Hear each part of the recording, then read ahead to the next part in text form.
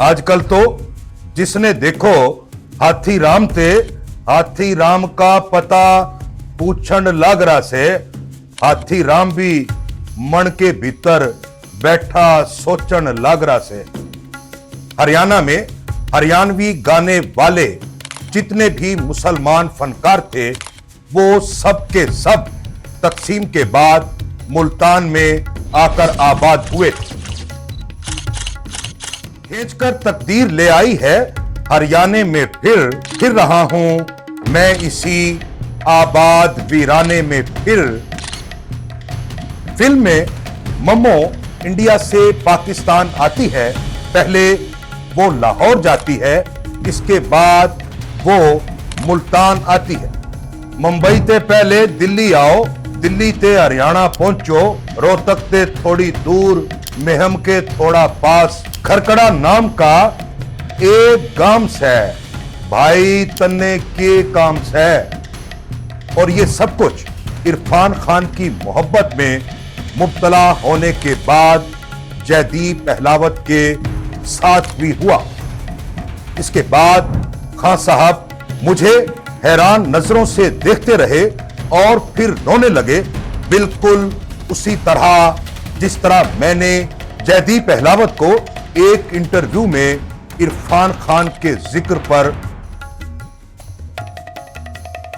इबे तो उसने बोझे माते शीशा काट के थारे सामने हाथी राम की चौधर की तस्वीर धरी से इबे तो उसने नाटक की शुरुआत करी से। दोस्तों, हमने अपनी पिछली यात्रा में बॉलीवुड एक्टर जयदीप अहलावत के बारे में तफसीली गुफ्तगू की थी। इसी यात्रा में हमने मुल्तान और हरियाणा के ताल्लुक पर भी कुछ सरसरी बात की थी और इस सारी गुफ्तगू का मुहर्रिक दरअसल पाताल लोक में जयदीप अहलावत का हाथी राम चौधरी का किरदार था। हाथी राम चौधरी का किरदार दरअसल हरियाणा को भी एक बड़े मंजरनामे में ले आया है। वो इस तरह कि हरियाणा का आदमी आज तक बॉलीवुड में इतनी डिटेल्स के साथ पेश नहीं किया गया। बॉलीवुड में इससे पहले भी बहुत सी फिल्मों में हरियाणवी किरदार पेश किए गए, लेकिन इतनी जुज़ियात के साथ, इतनी बारीकियों के साथ हरियाणा के आदमी को किसी और ने पेंट नहीं किया जैसा जयदीप अहलावत ने किया है। हरियाणा क्या है? एक हरियाणवी हरियाणा को मोहब्बत की किस नजर से देखता है, इसके लिए मैं आपको फाखिर हरियाणवी की एक उर्दू नज्म का इब्तदाई हिस्सा पढ़कर सुनाता हूं। फाखिर हरियाणवी की ये नज्म तकसीम से पहले लिखी गई थी और इस नज्म का टाइटल है हरियाणा। खींचकर तकदीर ले आई है हरियाणे में फिर रहा हूं मैं इसी आबाद वीराने में फिर। खींचकर तकदीर ले आई है हरियाणे में फिर रहा हूं मैं इसी आबाद वीराने में फिर। करवटें लेता है पानी सब्जाजारों में यहां, करवटें लेता है पानी सब्जाजारों में यहां है हयाते जाविदानी सब्जाजारों में यहां है हयाते जाविदानी सब्जाजारों में यहां। रेत में बिखरे हुए हैं सख्त पत्थर हर तरफ, रेत में बिखरे हुए हैं सख्त पत्थर हर तरफ। चल रहे हैं खेतियों में ढोर डंगर हर तरफ, चल रहे हैं खेतियों में ढोर डंगर हर तरफ। नदियां करती हैं बागों में तवाफ अशजार का, नदियां करती हैं बागों में तवाफ अशजार का। एक तरफ फैला हुआ है सिलसिला कौसार का, एक तरफ फैला हुआ है सिलसिला कौसार का। है यहां हर रास्ते के मोड़ पर तकिया कोई है यहां, हर रास्ते के मोड़ पर तकिया कोई, दूर से आता है खेतों में नजर तकिया कोई, दूर से आता है खेतों में नजर तकिया कोई, आने जाने वाले थक कर बैठ जाते हैं यहां, आने जाने वाले थक कर बैठ जाते हैं यहां, हुक्का पीने वाले अक्सर बैठ जाते हैं यहां, हुक्का पीने वाले अक्सर बैठ जाते हैं यहां, रौनके देहात हैं टूटे हुए बाजार भी, रौनके देहात हैं टूटे हुए बाजार भी, मिलते हैं तहजीबे रफ्ता के यहां आसार भी, मिलते हैं तहजीबे रफ्ता के यहां आसार भी, इस जगह हिर्सो हवस की गर्म बाजारी नहीं, इस जगह हिर्सो हवस की गर्म बाजारी नहीं, मुफलिसों को भी यहां एहसासे नादारी नहीं, मुफलिसों को भी यहां एहसासे नादारी नहीं, है तकल्लुफ से मुबर्रा जिंदगी इंसान की, है तकल्लुफ से मुबर्रा जिंदगी इंसान की, होती है सादा दिली पर बारिश इत्मीनान की, होती है सादा दिली पर बारिश इत्मीनान की। मुल्तान और हरियाणा के कल्चरल रिश्ते की अगर बात की जाए तो हमें इस खित्ते में भी हरियाणा के बहुत से रंग नजर आते हैं। हमने मुल्तान में रहते हुए सिर्फ लक्ष्मी चंद का नाम नहीं सुना, मांगे राम, बाजे नाई जिन्हें बाजे भगत भी कहा जाता है, मीरा शाह भीख और हाजी रहमान महमी समेत दीगर हरियाणवी शोरा को अपने दिल के करीब महसूस किया। इसी तरह रोहतक से एक बहुत बड़ी गाने वाली इकबाल बानो भी तकसीम के बाद मुल्तान में आबाद हुई थी। तकसीम से पहले ऑल इंडिया रेडियो पर उन्हें इकबाल बानो रोहतक वाली ही कहा जाता था। हाजन हसीना बेगम कलैत वाली के हवाले से एक और अहम बात मुझे याद आ रही है, वो ये कि श्याम बेनीगल साहब की एक फिल्म है मम्मो, जिसमें मम्मो का किरदार फरीदा जलाल साहिबा ने अदा किया है। फिल्म में मम्मो इंडिया से पाकिस्तान आती है, पहले वो लाहौर जाती है, इसके बाद वो मुल्तान आती है। फिल्म में मुल्तान का रेलवे स्टेशन भी दिखाया गया है। दरअसल मम्मो हसीना बेगम कलैत वाली के घर ही आई थी। ये बात मुझे उनके अपने घर से ही पता चली। इंडियन फिल्म इंडस्ट्री की पहली हीरोइन जुबैदा, जिन्होंने पहली टाकी फिल्म आलम आरा में काम किया था, वो भी मम्मो महमूदा बेगम और हसीना बेगम कलैत वाली के खानदान की ही थी। जुबैदा पर बाद में फिल्म भी बनाई गई, जिसमें करिश्मा कपूर और मनोज बाजपेयी ने काम किया था। इस वक्त बॉलीवुड के एक बहुत बड़े फिल्म क्रिटिक खालिद मोहम्मद इन्हीं जुबैदा के बेटे हैं। मुल्तान से बॉलीवुड के रिश्ते की बात हो रही है तो यह भी बताता चलूं कि दीवान आत्मानंद शरर, जिन्होंने वी शांताराम की फिल्म झनक झनक पायल बाजे लिखी थी, मुल्तान के ही रहने वाले थे। दीवान साहब शायर थे, अदीब थे, लेकिन बुनियादी तौर पर वो थिएटर के आदमी थे। कुरतुलैन हैदर के 2 नावलों में दीवान आत्मानंद शरर का जिक्र मौजूद है। दीवान आत्मानंद शरर ही वो पहले आदमी हैं जिन्होंने उर्दू में पहला फिल्म मैगजीन शबिस्तान के नाम से जारी किया था 1930 में। जयदीप अहलावत के साथ दी ब्रोकन न्यूज और पाताल लोक में काम करने वाले आकाश खुराना उन्हीं दीवान आत्मानंद शरर के पोते हैं। बॉलीवुड में एक्टर्स की एक खेप ऐसी भी थी जो लिटरेचर से गहरा ताल्लुक रखती थी। हम जयदीप अहलावत को भी इसी रवायत के तसलसल में देखते हैं। उनके यहां तख्लीक की इब्तदा लिटरेचर के मुताला से हुई। प्रेमचंद को उन्होंने बहुत छोटी उम्र में पढ़ लिया था। कॉलेज की सतह पर आए तो पोइट्री के मुकाबलों में शिरकत करते रहे, यानी तख्लीक और इजहार साथ साथ चलते रहे। वैसे किसी भी आर्टिस्ट की तश्कील में उसके इलाके का फोक म्यूजिक और लिटरेचर अहम किरदार अदा करता है। जयदीप अहलावत की बतौर आर्टिस्ट तश्कील में हमें हरियाणवी सांग की रवायत को भी सामने रखना होगा। हरियाणवी सांग एक मंजूम ड्रामा होता है जिसमें शायरी और मौसीकी का इम्तजाज होता है। इसमें लय का दायरा बहुत खुला होता है। सो ये वो कल्चरल बैकग्राउंड है जिसमें जयदीप अहलावत की बतौर आर्टिस्ट तश्कील हुई।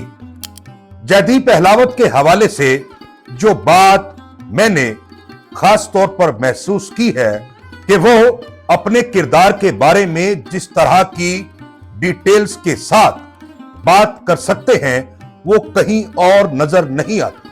उन्होंने अपना किरदार जो स्क्रीन पर पेश किया वो तो किया, इसके अलावा उन्होंने मुख्तलिफ इंटरव्यूज में हाथी राम के किरदार को जिस अंदाज में डिफाइन किया है वो बहुत हैरानकुन है। यानी हाथी राम का किरदार जो उनके जहन में चल रहा है, जो वक्त उस किरदार पर असर अंदाज हो रहा है और इस किरदार के साथी एक्टर्स पर जो असरात मुरत्तब हो रहे हैं, जयदीप अहलावत इन तमाम मामलात को एक खास तरह की जमालियात और सभाओं के साथ बयान कर सकता है। उसने स्क्रीन पर तो अपने किरदार को गैर मामूली बनाकर पेश किया ही है, लेकिन जब वो इस किरदार पर बात करता है तो उस गुफ्तगू में वो अपने किरदार के गैर मामूली होने के ऐसे ऐसे पहलू सामने लाता है कि लोग उसके जादू की लपेट में आ जाते हैं। वो लोगों को बताता है कि जो कुछ तुम स्क्रीन पर देख रहे हो, अगर तुम देखते हुए उसकी कही हुई ये सब बातें भी शामिल करके देखो, तब तुम इस किरदार के साथ सही तरह जी सकोगे। और अगर लोग उस मकाम तक आ गए जहां जयदीप अहलावत उन्हें लाना चाहता है, तो फिर वो स्क्रीन से निकलकर आपके साथ आकर बैठ जाएगा और बताएगा कि हाथीराम चौधरी बनना इतना आसान नहीं है। ये सब करते हुए वो जहां जहां से गुजरा है, तुम गुजर कर तो दिखाओ। वो बताता है कि जिंदगी और समाज के दरमियान अपनी जात के इजहार के लिए ऐसी ही सच्चाई से काम लिया जाता है और सच्चाई के लिए ऐसे ही खड़ा हुआ जाता है।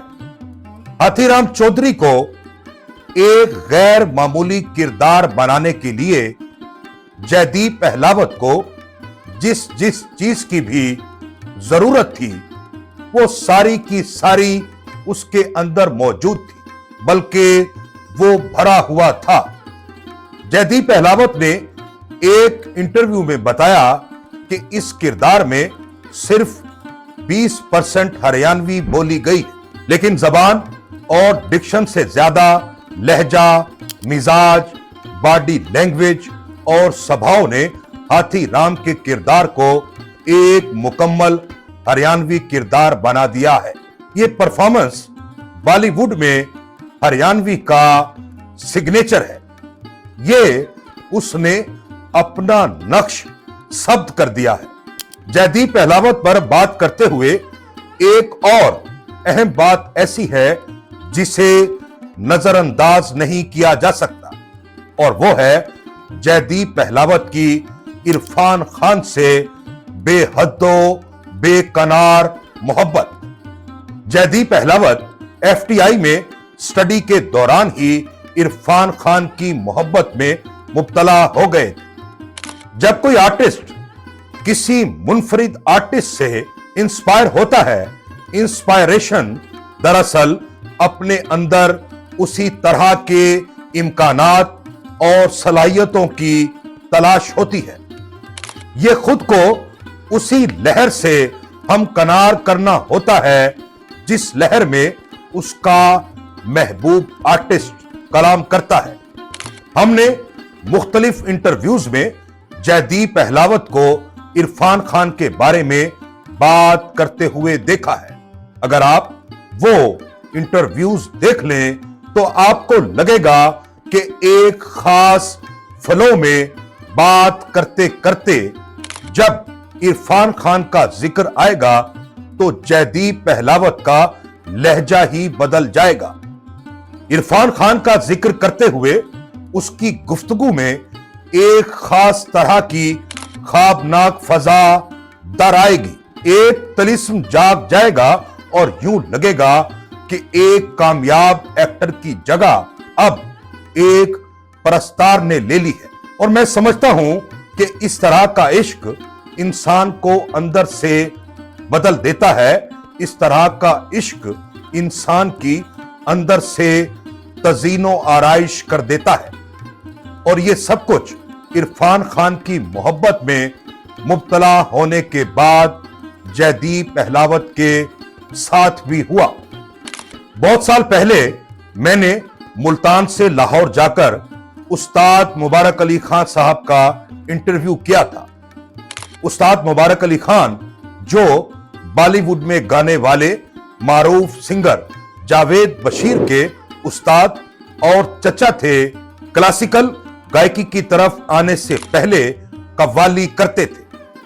कव्वाली करते करते उन्होंने फिल्म बेजो बावरा में उस्ताद अमीर खान इंदौर वाले की गायकी सुनी और उनकी मोहब्बत में मुब्तला हो गए। एक तरह से उन्हें अपना रूहानी उस्ताद मान लिया, कव्वाली छोड़ दी और क्लासिकल मौसीकी का रियाज शुरू कर दिया।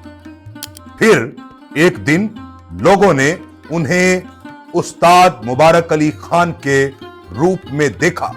मैंने खान साहब मुबारक अली खान से ये सवाल पूछा कि खान साहब, अगर आप उस्ताद अमीर खान की मोहब्बत में मुब्तला ना होते तो आप क्लासिकल गायक नहीं बन सकते थे।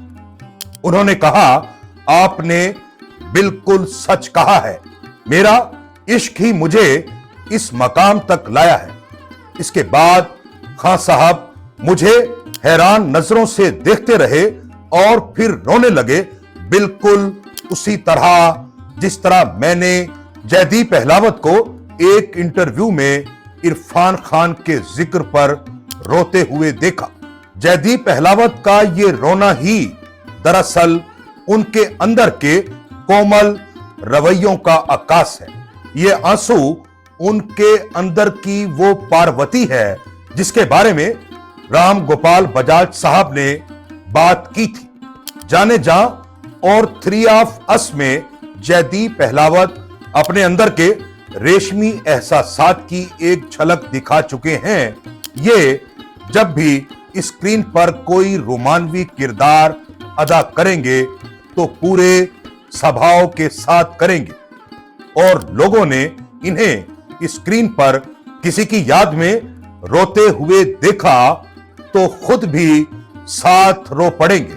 पाताल लोक की कामयाबी के बाद मुख्तलिफ इंटरव्यूज में जयदीप अहलावत से हाथी राम चौधरी के बारे में बहुत से सवालात किए गए कि हाथी राम ऐसा क्यों है, वैसा क्यों है, और जयदीप अहलावत इन सवालात के जवाब में हर बार हाथी राम चौधरी की जिंदगी, उसके पस मंजर, रवैयों और स्वभाव की एक नई शक्ल सामने ले आते हैं, और वो भी एक खास फलसफियाना अंदाज में। हैरानकुन बात यह है कि हाथीराम का किरदार जिस अंदाज से जयदीप अहलावत के जहन में मौजूद है और जिस अंदाज से वो इस किरदार को बयान कर चुका है, लोग अभी मुकम्मल तौर पर उसे दरियाफ्त नहीं कर सके। इन सब सवालों और लोगों की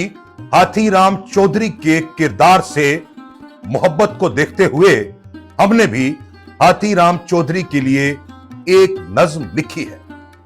इस नज्म का उन्वान है हाथीराम चौधरी के लिए एक नज्म। आजकल तो जिसने देखो हाथीराम ते हाथीराम का पता पूछन लग रहा से। आजकल तो जिसने देखो हाथीराम ते हाथीराम का पता पूछन लग रहा से। हाथीराम भी मन के भीतर बैठा सोचन लग रहा से। हाथीराम भी मन के भीतर बैठा सोचन लग रहा से। दुनिया ने इब के समझाऊं, हाथीराम का जीवन कोई लक्ष्मी चंद की रागनी कोनी। हाथीराम का जीवन कोई लक्ष्मी चंद की रागनी कोनी, इतनी सिद्धि जीवनी कोनी। दुनिया ने इब के समझाऊं, हाथीराम का जीवन कोई लक्ष्मी चंद की रागनी कोनी, इतनी सिद्धि जीवनी कोनी। जितने लोग भी हाथीराम ने ढूंढन लाग रहे, जितने लोग भी हाथीराम ने ढूंढन लाग रहे। मुंबई ते पहले दिल्ली आओ, मुंबई ते पहले दिल्ली आओ।